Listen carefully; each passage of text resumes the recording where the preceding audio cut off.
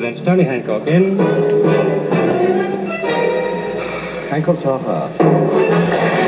Do you like my voice, Sid? You mean the noise you make when you move your lips? Nah, not really. Do you like mine? No, not really. Do you think I talk funny, Sid? I've never found anything you do funny, Hancock. But you did have a funny turn the other day, didn't ya? Oh, seriously, it's the way I talk a bit, you know, strange, oddball, a bit wacko. It's difficult to say. I can't say I've ever really listened. Anyway, what's brought this on? It's just I don't think people take me seriously enough, Sid. Perhaps I need to talk a bit deeper, more manly perhaps. Develop a bit more gravitas. You know, like Winston Churchill. We will fight them on the beaches, looking at the peaches. That's more like it. I see you as the Churchill dog. Don't worry, I like your voice the way it is. So little gravitas, you could hardly hear it. Well, thank you very much for your support, Sid. You don't have to work here, you know. No trouble, but there must be another reason you're bringing all this up. Well, yes, we've got a client up next who keeps complaining to the police that people are being nasty to him because of the way he speaks. And the police can't be bothered to deal with it, so we've got a case to sort out. I was just juggling a few of the issues around, Sid. Yeah, that's it. That's what you should be. A juggler. Here he is now, Mr. Bleach. Good morning. Are you two fine-looking gentlemen, Hancock's heroes? Ooh, I like the one with the beard. Neither of us have got beards, Mr. Bleach. No, hang on a mo. It's just the eyebrows. Never mind. The police say you're going to stop people making fun of me. Ooh, they are a one. I don't know why they do it, but they do. They say I speak funny. I don't know why. I speak perfectly normal, don't I? There's nothing naff about my vowels. Yes, absolutely ridiculous. How could they think that? How dare they? They must have a screw loose.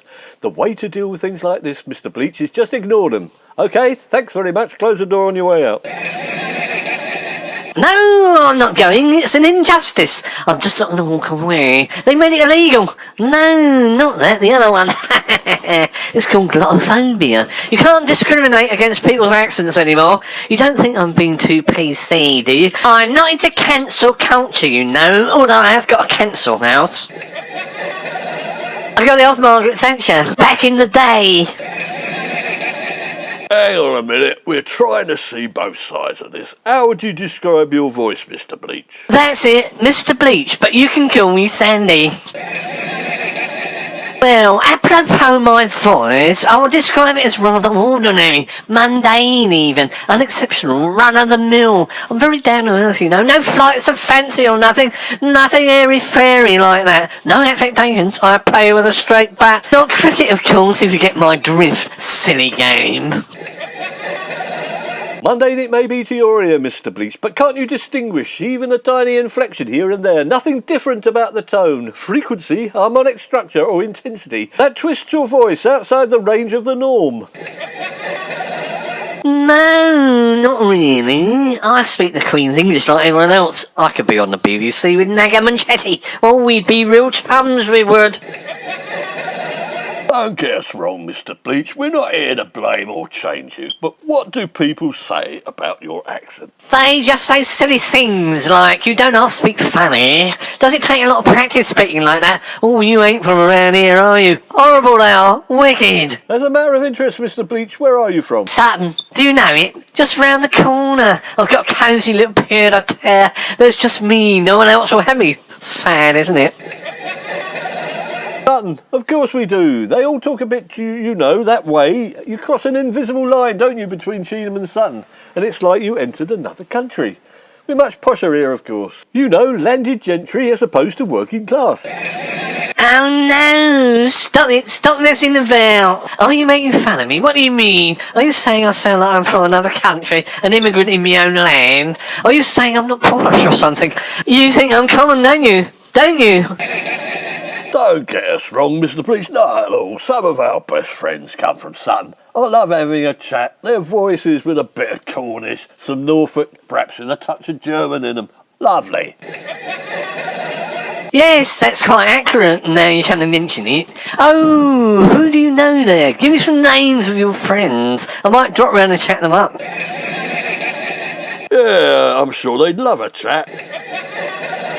Well, there's Johnny and Thingamajig. Help me out here, Hancock. Who do we know in Sutton?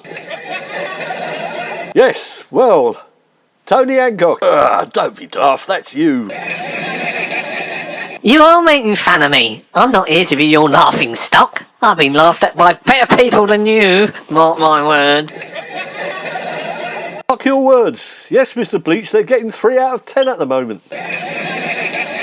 No, Sandy, don't get us wrong. We love Sutton. It's just that they don't speak like us in East Cheam. And to be truthful, we can't understand the flaming word they're saying. I think we, the denizens of Sutton, speak quite normally, just like you people in Cheam. Now, are you going to help me or not? I don't think you've got the right attitude.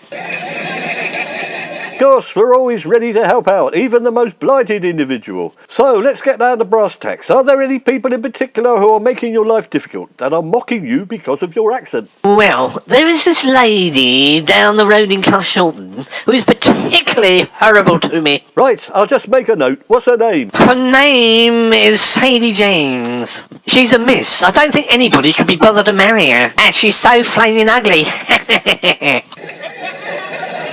Sadie James, are you sure? Carshalton, that's my sister you're talking about. What has she been up to? She usually hasn't got a bad word to say about anyone. Oh, you don't look like her, but you do sound like her. She's got a very funny, deep Cockney voice. Oh, I hate Cockney, it's so common. Hang on a minute. There's nothing common about a Cockney accent, is there, Hancock? I'm not common, am I? Well, let's not go down that particular garden path, Sid. Well, I have to agree with Mr. Bleach, Sid. Ring your sister and get her over here. We need to interview her.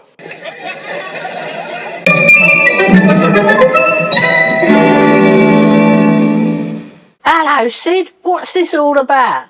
You in trouble with the police again? You mean I am the police? And Sadie, enchanté, madame. You're looking very well. Much younger than I remember last time we met. Oh, get on with it. You can cut all that flannel out, Hancock. All right, if you insist. I was just trying to exchange a few pleasantries, that's all. We got a Mr. Bleach here from Sutton Surrey who says you've been making fun of his voice. Yeah, him. I can't help it. His voice is so funny, it creases me up. No offence, Mr. Bleach, but it's not my fault. I'm a musician and I've got perfect pitch and you're ruining it. It's like you're playing football all over it. Oh, I certainly don't think it's fair play to make fun of people just because they talk different to you. Hang on, could you just say that again a bit more slowly? I don't think it's fair to make fun of people just because they talk different to you. Hang on a minute, Mr. Bleach. You sounded different. Are you putting it on? You know, talking proper like. Of course not. That's how I always sound. What's different about it? I've been talking like this all evening. Sid, that's not his normal voice. He's trying to fool you, 'cause he's trying to make out I'm being horrible to him. That's not his funny, creepy voice. He must be using his telephone voice. I don't have a telephone voice, madam. It's all mobiles nowadays anyway.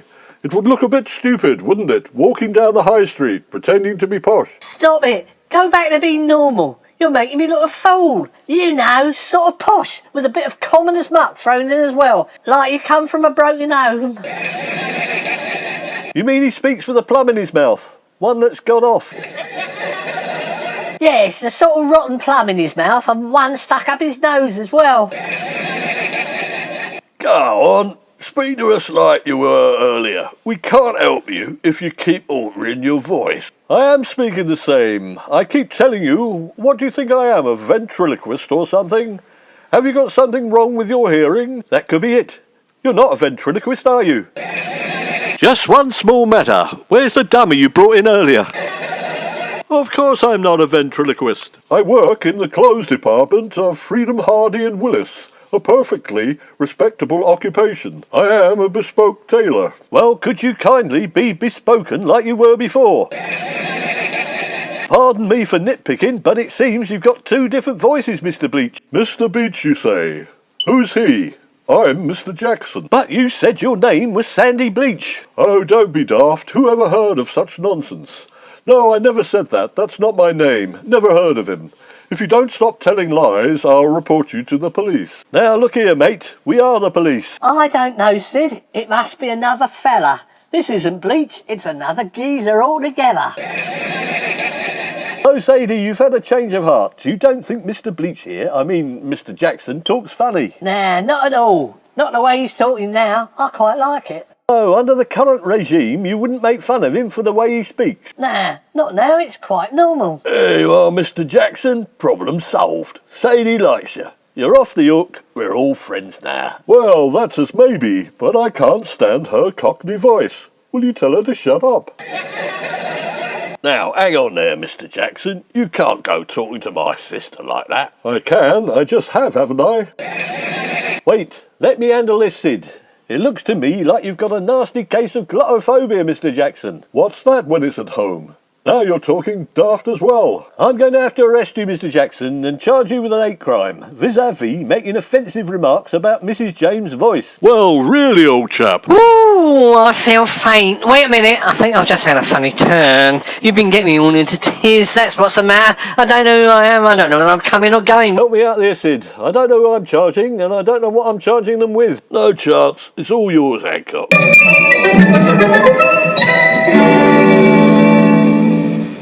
Well, that was the strange case of Mr. Bleach and Mr. Jackson, a split personality with two different voices. We couldn't charge either of them. Apparently Sadie James is dating Mr. Jackson but can't stand the sound of Mr. Bleach. Well, good luck to all three of them, I say.